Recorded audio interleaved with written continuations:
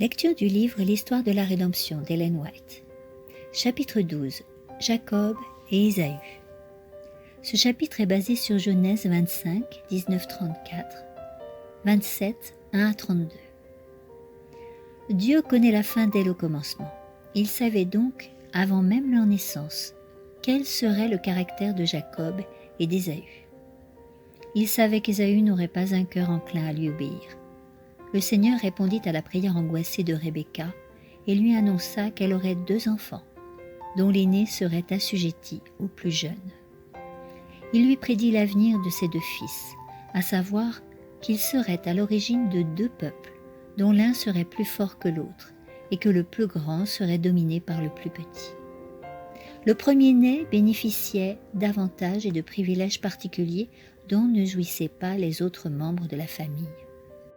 Isaac aimait Ésaü plus que Jacob, parce qu'Ésaü lui procurait du gibier.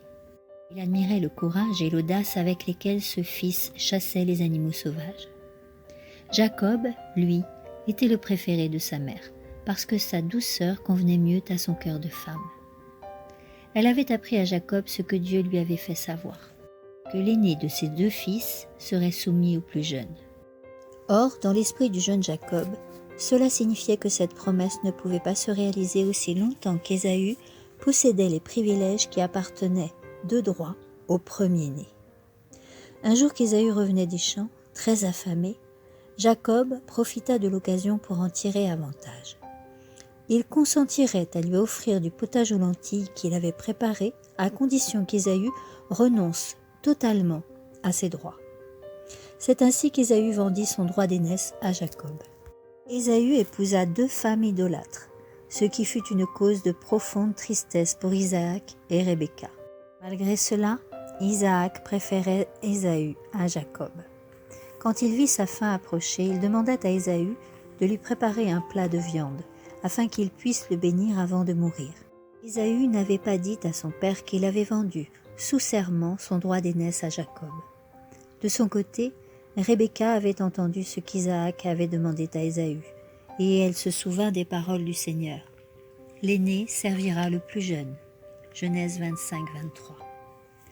Par ailleurs, elle savait qu'Ésaü avait fait bon marché de son droit d'aînesse et qu'il l'avait vendu à Jacob. Elle persuada celui-ci de tromper son père et, en usant de supercherie, de recevoir la bénédiction de son père qu'elle ne croyait pas pouvoir obtenir par un autre moyen. Jacob se montra tout d'abord réticent à l'idée de commettre cette tromperie, mais finalement, il accepta le plan de sa mère. Rebecca connaissait bien les préférences d'Isaac pour Ésaü, et elle savait qu'aucun raisonnement n'y changerait rien. Loin de se confier en Dieu, qui dirige les événements, elle montra son manque de foi en persuadant Jacob de tromper son père. Sur ce point, le Seigneur n'approuva pas Jacob. Rebecca et Jacob auraient dû attendre que Dieu accomplisse ses desseins à sa manière et au moment qu'il jugeait opportun, au lieu de forcer le cours des événements en recourant à une tromperie. Si Ésaü avait reçu la bénédiction de son père, qui était accordée au premier-né, sa postérité serait venue de Dieu seul, et le ciel aurait pu lui donner soit la prospérité, soit l'adversité, selon sa conduite. S'il avait aimé et respecté Dieu, comme Abel, le juste, il aurait été agréé et béni du Seigneur. Mais si, comme le méchant Caïn, il n'avait pas respecté Dieu ni ses commandements, et s'il avait suivi ses mauvaises voies, il n'aurait pas été béni du Très-Haut et aurait été rejeté de lui, comme Caïn. Si la conduite de Jacob était digne, s'il aimait et craignait Dieu, il serait béni, et la sollicitude divine lui serait assurée, même s'il n'avait pas obtenu les bénédictions et les privilèges habituels réservés aux premiers-nés. Les années d'exil. Rebecca se repentit amèrement du mauvais conseil qu'elle avait donné à Jacob, car à la suite de cela, elle fut séparée de lui pour toujours. En effet, celui-ci fut obligé de fuir pour sauver sa vie à cause de la colère de son frère, et sa mère ne devait jamais plus revoir son fils préféré. Isaac vécut de nombreuses années après avoir accordé sa bénédiction à Jacob, et en comparant la conduite de ses 2 fils, le patriarche acquit la conviction que cette bénédiction revenait de droit à Jacob. Bien que ses deux épouses furent sœurs, Jacob n'était pas heureux en ménage.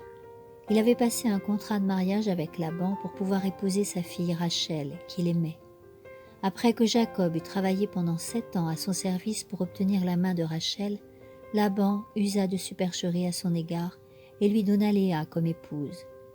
Quand Jacob se rendit compte de la tromperie dont il avait été victime et que de plus Léa avait été complice de cette ruse, il ne lui fut plus possible de l'aimer.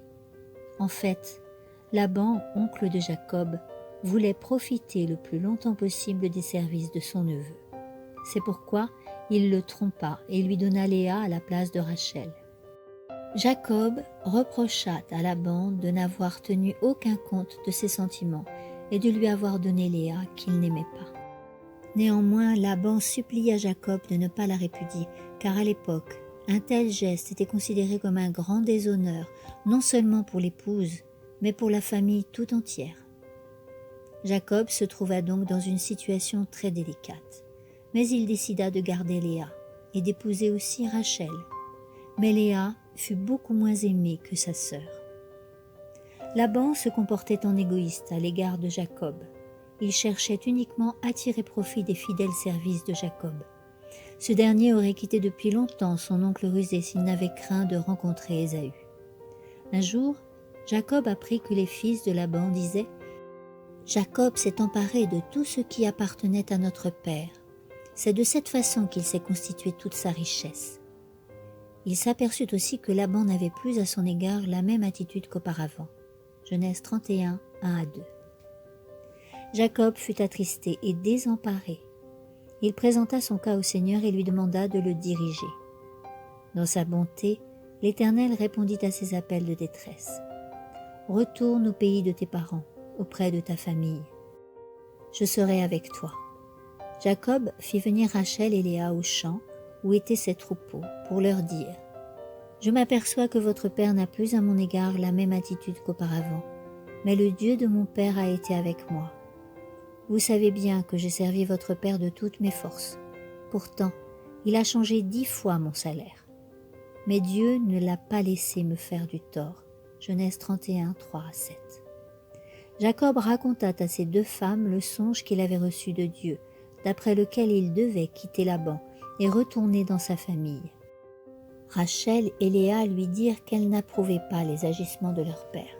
Et après que Jacob eut rappelé les torts de son oncle à leur égard, et qu'il leur eut proposé de quitter Laban, Rachel et Léa répondirent « Nous n'avons plus de part d'héritage dans la maison de notre père. Ne nous a-t-il pas considérés comme des étrangères, puisqu'il nous a vendus et qu'il a ensuite dépensé l'argent qui devait nous revenir? Par conséquent, tous les biens que Dieu a enlevés à notre père nous appartiennent, à nous et à nos enfants. Fais donc tout ce que Dieu t'a ordonné. » Genèse 31, 14 à 16. Le retour en Canaan. En l'absence de Laban, Jacob prit sa famille et tous ses biens et partit. Après que celui-ci eut voyagé pendant 3 jours, Laban apprit qu'il l'avait quitté, et il entra dans une grande colère. Il se mit alors à sa poursuite, bien décidé à le ramener chez lui de force. Mais le Seigneur eut pitié de Jacob, et tandis que Laban était sur le point de le rattraper, Dieu lui parla en songe et lui dit « Garde-toi de faire quoi que ce soit à Jacob. » Genèse 31, 24.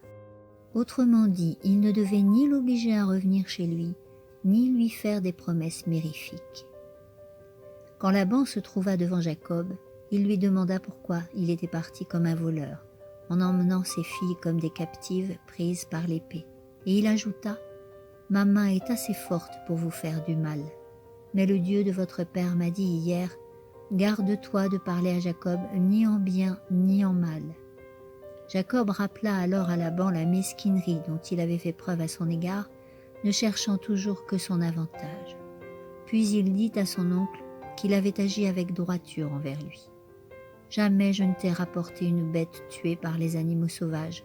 J'en ai supporté moi-même la perte. Tu me réclamais les bêtes volées, qu'elles aient été dérobées le jour ou la nuit. Le jour je souffrais de la chaleur et la nuit du froid, au point de ne pouvoir trouver le sommeil. » Genèse 31, 39, 40. Jacob ajouta « J'ai accepté de passer 20 ans chez toi. J'ai travaillé chez toi 14 ans pour épouser tes 2 filles et 6 ans pour acquérir du bétail. Mais toi, tu as changé 10 fois mon salaire. Si le Dieu de mon grand-père Abraham, le Dieu qui faisait trembler mon père Isaac, ne m'avait pas aidé, tu m'aurais laissé repartir les mains vides. Genèse 31, 41-42.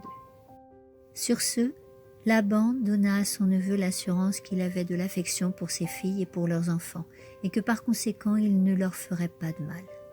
Il proposa même de conclure une alliance avec Jacob. « Allons, concluons tous les deux un accord, et qu'il y ait un témoin entre nous. » Jacob prit alors une pierre et la dressa. Ensuite il dit à ses gens de ramasser des pierres. Ils en ramassèrent et en firent un tas. Puis tous mangèrent sur ce tas. Genèse 31, 44-46. Et Laban dit encore, « Que le Seigneur nous surveille quand nous serons hors de vue l'un de l'autre. Si tu fais souffrir mes filles, si tu prends d'autres femmes pour épouses, fais bien attention.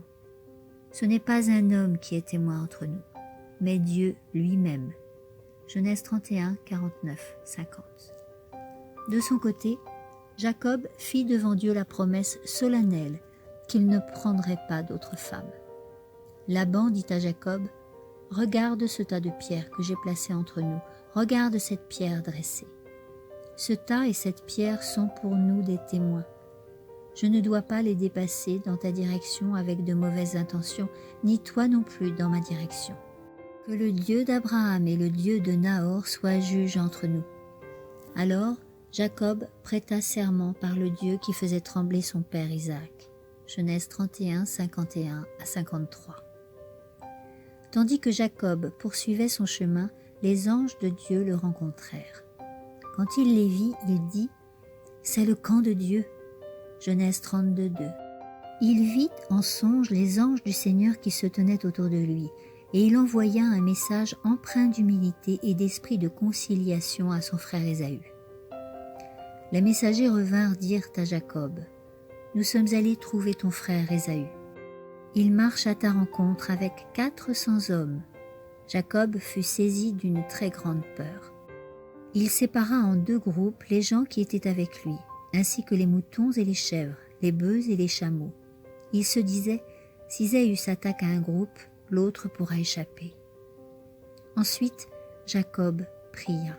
« Ô Dieu de mon grand-père Abraham, de mon père Isaac, tu m'as dit, retourne dans ton pays auprès de ta famille. J'agirai et tout ira bien pour toi. Seigneur, je ne suis pas digne de toutes les faveurs que tu m'as accordées avec tant de fidélité, à moi, ton serviteur. Je n'avais que mon bâton quand j'ai traversé le Jourdain, et maintenant je reviens avec ces 2 groupes. Délivre-moi de mon frère Ésaü, car j'ai peur de lui. Je crains qu'il vienne me tuer avec les femmes et les enfants. Souviens-toi que tu m'as dit, j'agirai et tout ira très bien pour toi. Je rendrai tes descendants innombrables, comme les grains de sable au bord de la mer. » Genèse 32, 6-12. Suite de la lecture au chapitre 13 dans le prochain audio.